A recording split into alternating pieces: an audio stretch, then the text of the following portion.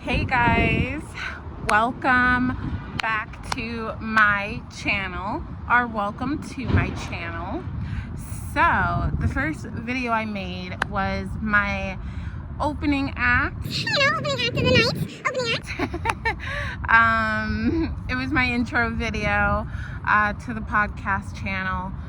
So, I want to make another attempt at this. I'm back at it again with my very first podcast episode. Hopefully I could upload this because last time I had to just stop everything and be like, fuck this, because it is too motherfucking cold and it is too motherfucking windy, okay? And it is windy today, like Windy City out in this bitch, all right? Like, is it Chicago in here? No, I live in New York. Like, why is it this windy? Like, come on. Like, it's also cold, but not as cold as yesterday. Yeah, oh my god, yesterday I was done. I was like, heck no. But anyways, so welcome to my very first podcast episode. So I want to show you guys my sweatshirt though. Like, I don't want to be all bundled up the whole time, right? So sorry, I lose track of what I want to say all the time, but that's okay, right? So I love this sweatshirt. It says "Tomorrow Needs You," and then it has like the suicide hotline number on it. If you're, in danger of hurting yourself, you could call that line and they'll talk to you, And I got this sweatshirt from Gabby Baby Egan on TikTok. I fucking love her. I'll have her shop down below if you want to go check out her stuff. She has some good stuff. I recommend 10 out of 10. 10 out of 10. Anyways, so on with this. So, this podcast episode is going to be about, I'm going to throw it back to me and my mom. Like, how I remember my mom when I was younger. I'm going to throw it back, back in the day when I was a little girl, right? Because I think that's really important to know about our relationship, how it was versus how it is now. I think it's important that you need to know that. So, growing up, I was very much a mama's girl. I loved my mom so fucking much. I didn't care about my dad, and I'm so sorry to say, it sounds terrible, but my dad was just never that person for me. He was never someone that I just wanted in my corner, my dad, I mean, he is a piece of shit, but he's also not a piece of shit, so I can't, he's both, but he's more of a piece of shit, okay? Sorry to say, but that's just how I viewed him in my eyes, and my mom was just my angel. She was my everything, she was my best friend. Of course the ambulance has to be here. Are you serious? Are you serious? Yesterday I couldn't make a podcast because the wind kept knocking my phone down. Now I have all these distractions around me. Oh my god. Hey, we're just gonna go with it. We're gonna wing it. So my mom, she was everything to me, I remember she would tell me bedtime stories before bed. Me and my doll, Juliet, I used to have this Barbie doll that I, was obsessed with. When you were a kid, you had your favorite thing ever.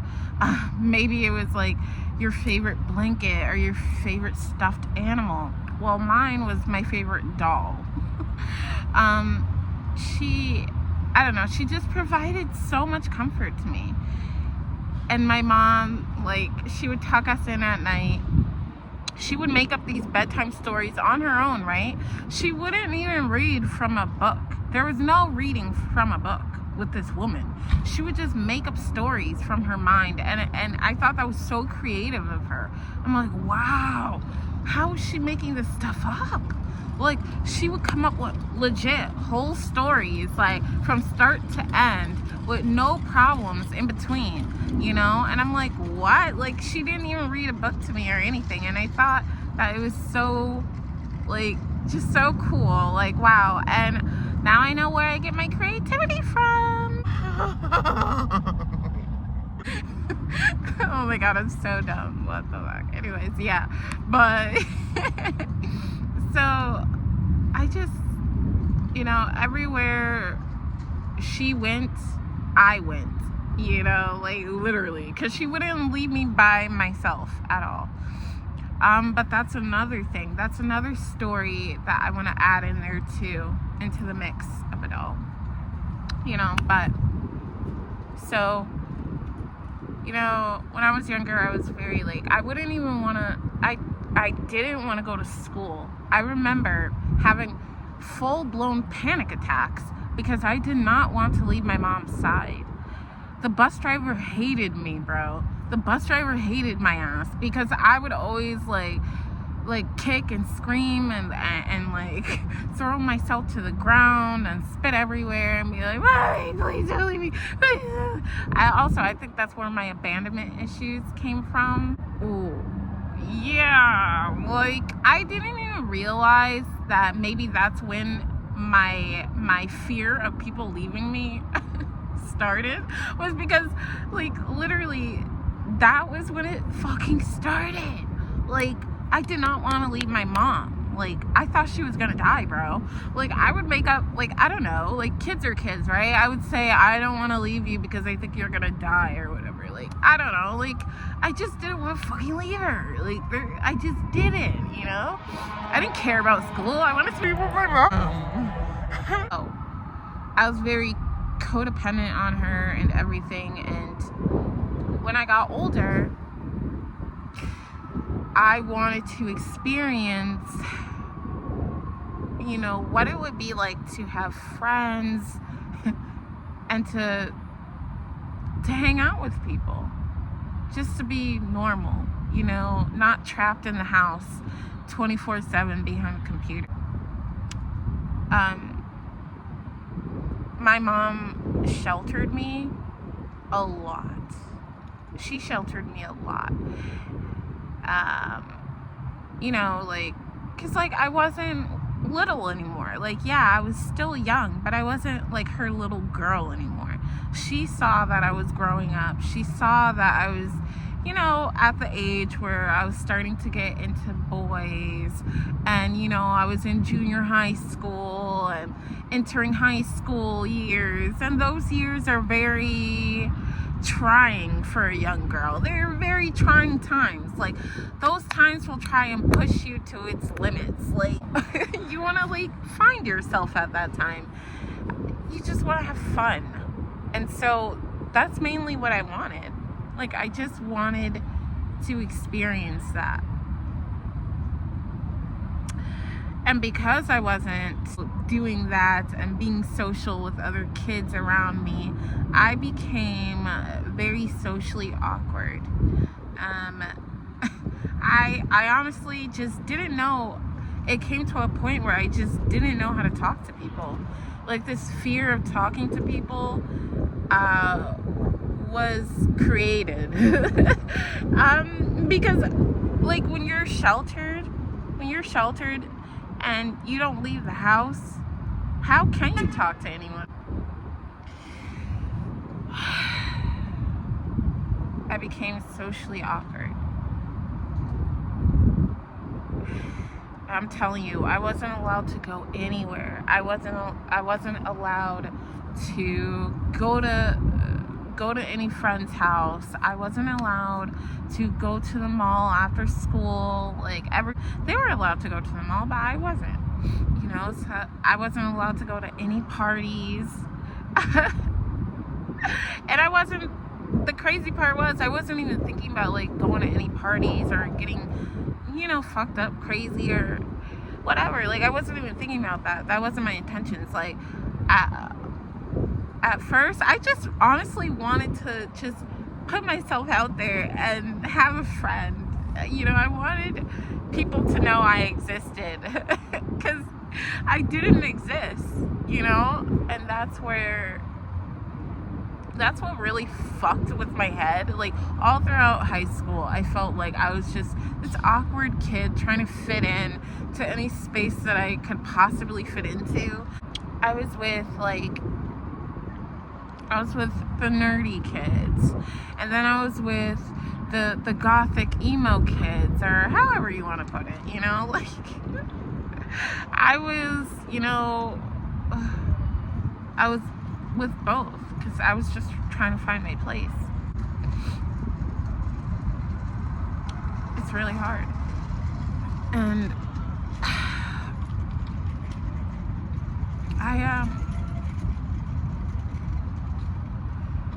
it's so hard talking about this, bro. It's so hard. So yeah, so my mom, she was a very helicopter mom.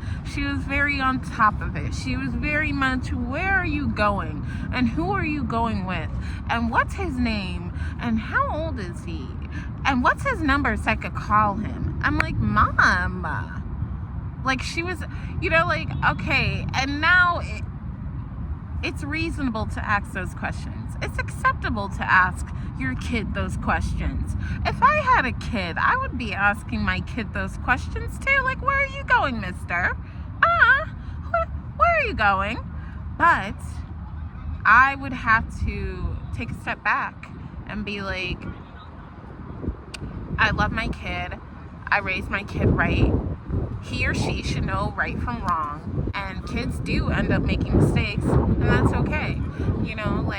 But you cannot hold them back from the world. You can't. And that's what my mom tried to do. She tried her very best to shelter me and hide me from other people, just because she thought that other people were going to hurt me. And yes, people hurt people, but you cannot do that to a child. You can't. You have to have some sense of trust in them. You have to have it. You have to try and find it somewhere, because ultimately she thought she was protecting me, and hey, maybe she did in a way, maybe she did in a way from some things, but pretty much what she ended up doing to me was giving me this lifelong hardship that I still have yet to overcome, because I just don't know how to put myself in situations to be social. And when I am in situations to be social, I kind of shut down, and I just don't know what to talk about. I really don't, but it's weird, normal people could have full-blown conversations, and they have friends, and they want to do things and go out and stuff, but me, because of the way I was brought up and raised, and I was very sheltered, and I didn't do much as a kid. I didn't even go to any after school activities, to be honest. I just didn't do anything. So I just that's just who I am now, and I really wish it wasn't like that. I really wish that I can not be so shy and timid and down every single time. I really wish, and I've tried, and I'm still trying, it's just hard. People are mean. They're mean, all right? And they're not going to stop being mean.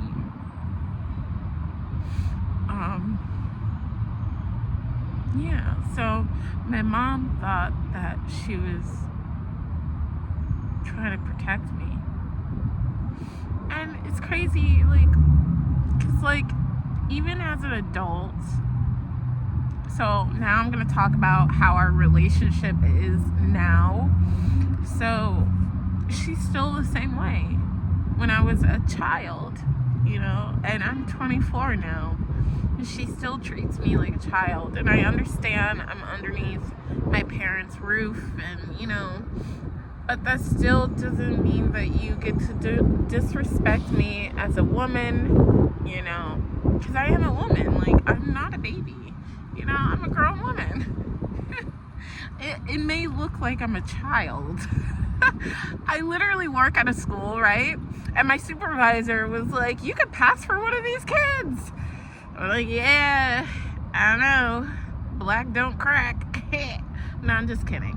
But no, really, I look like a kid though, right? But I'm 24 years old. And my mom still treats me like I'm 13, right? She questions me. And then when I don't answer her, because I don't have to answer her, I'm a grown woman, I do not need to answer your questions anymore. Okay? And I'm not going to lie about it like I used to do. So instead of lying about it, I'm just not going to say anything. You don't need to know that part of my life. You don't need to know who I'm going to see and, you know, where I'm going at every second of the day. Every time I step outside, every time I put my clothes on, she's like, where are you going? What? Do I have to be going somewhere? Like, it's very, it's hurtful, you know, it's hurtful because I remember days where I would sob and cry in my bedroom, just asking for help, for somebody to help me, for somebody to like really see me, you know, really like, because I was also getting bullied at the time, you know. I was getting bullied severely at that time.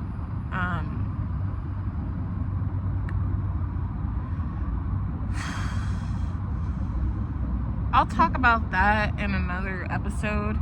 I don't want to make this episode too long. I just kind of want to focus on my mom and like how she makes me feel and how she made me feel.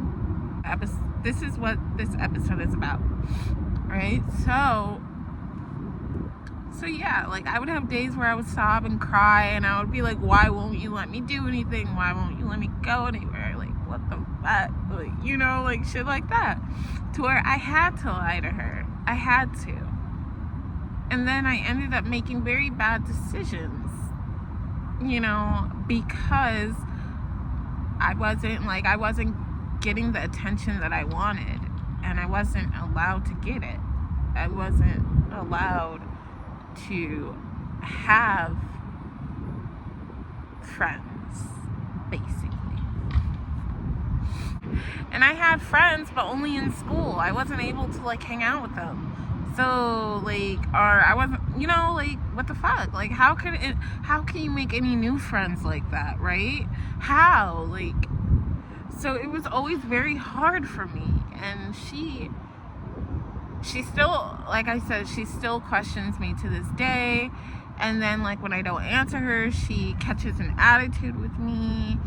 And then she'll kind of like, if I don't answer her and she sees I'm walking out the door, right? She'll be like something she said to me a couple weeks ago was like, I forgot what she said, but enjoy, like, she said happy fuck day. She said happy fuck day.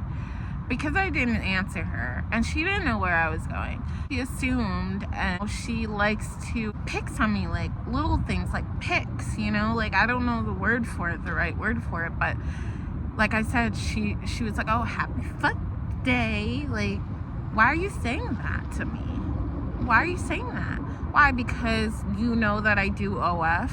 You know, because some people in my family have told you, and you know now, and like you don't like it. So you want to be nasty to me? Because that's what that is. That's being rude and nasty. And I was almost 60 years old, and I'm like, that's just not how you should act, especially not towards your child, you know. And then not only that, but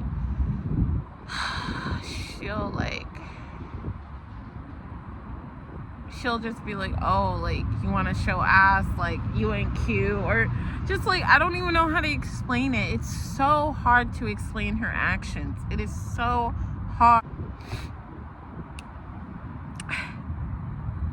She's caused me a lot of pain, and literally right before Christmas,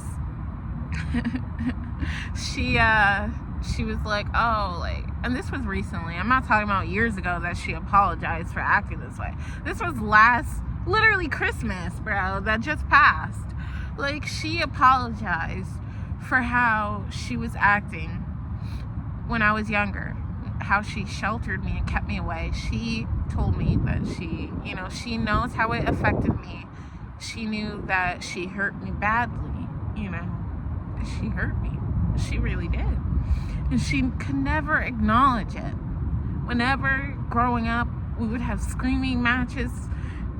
I would be yelling and I would be sobbing, bro. I would be sobbing. I would be like, why? Like, and I would try to talk to her, like, Mom, this is how you're making me feel, Mom. Like, can you please acknowledge how you're making me feel?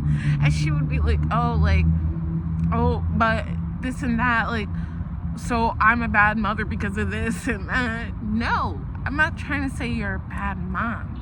I'm trying to say that there's, and she still gets mad at me, when I bring up what she did to me and stuff like that. It's like, no, I'm trying to say there's things you could have done better. Doesn't make you a bad mom because you don't do everything 100%. And that's what this society likes to put on people. They like to say that people are bad moms because they don't know everything. Not everybody is gonna know everything first time around, and people make mistakes, they do. Parents do too, and that's what I have to try and keep in the back of my mind. Parents make mistakes, people make mistakes.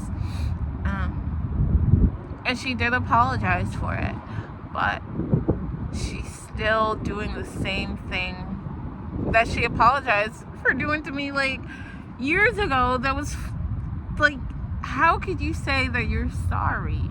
You're not sorry. I'm at a loss for words, honestly. This topic is really this topic hurts. It does, because I remember me and my mom, we used to be so close and I loved her so much, and now it's I do love my mom. If something really horrible was to happen to her, I would literally want to unalive myself, okay? And I probably would do it, no lie.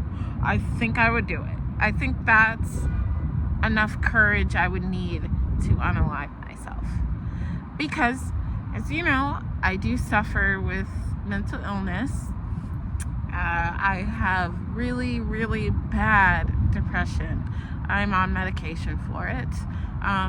Speaking of, I really need to walk my ass to my pharmacy and get my fucking medicine, because I've been nearly in tears every single day at work trying to hold it in. And just my mind has been just really fucking me up.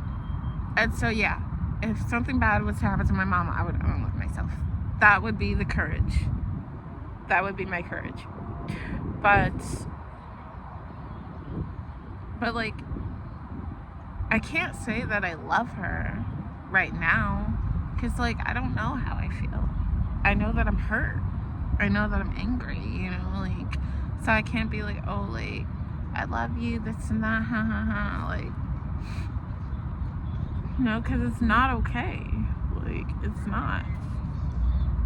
What she did is not okay.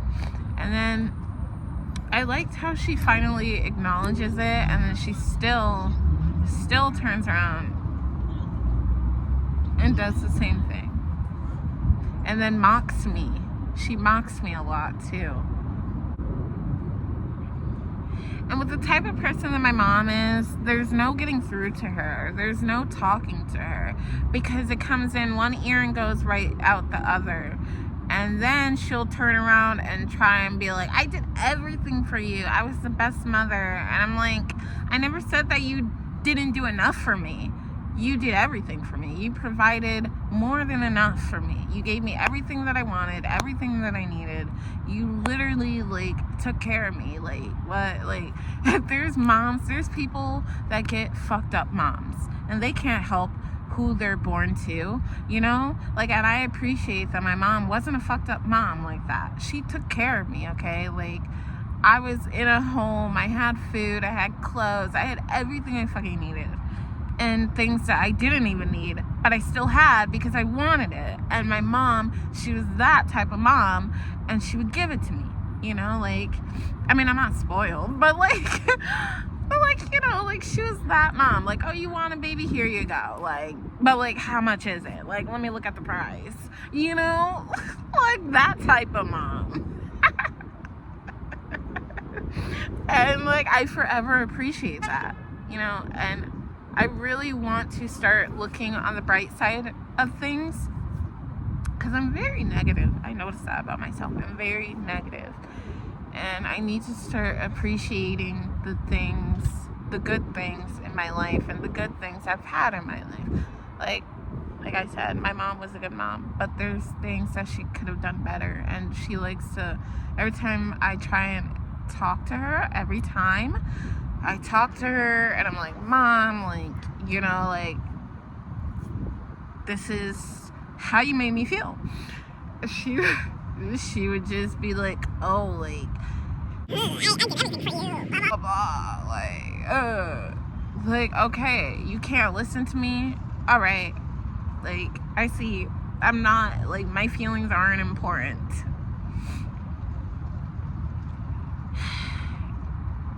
And, you know, I hope that one day our relationship could be back to how it used to be. But I feel like it was just very toxic from the very beginning. Back when I didn't want to leave her side, toxic. You know, like, that was toxic. Who I am now, I see that was just, like, my beginning of my abandonment issues. Beginning of my abandonment issues. So, but yeah, so I can't, there's no getting around to her. And, you know, it makes me feel really bad that we aren't close. But hopefully, you know, when I move out, I feel like our relationship will be so much better when I move out. Like 20 times better, 50 times better, 100 times better. Like, bro, it will be better, and I know that. And I really can't wait to move out, because I want that relationship with my mom again. I do. I miss her. I do. You know, I just don't want to hold this in my heart anymore. I don't want to. But, you know, there's not so much I could do about that. So, yeah, so that was it. You know, I'm crying. I don't know if you guys could see this. Hopefully not. But, yeah, so, I don't know. I know I'm not the only one out there that has went through these issues before. I hope I'm not. Hopefully someone else can relate to me. And if you have gone through it, or if you are going through it, know that you're not alone, because I'm going through it too. You know, like, literally right now I'm going through this. I've been going through this for years. So I know how it feels if you are going through it too. So yeah, I love you guys so much. Thank you. Thank you so much for subscribing and just seeing what I have to say. I love you guys. And I'll see you in the next episode.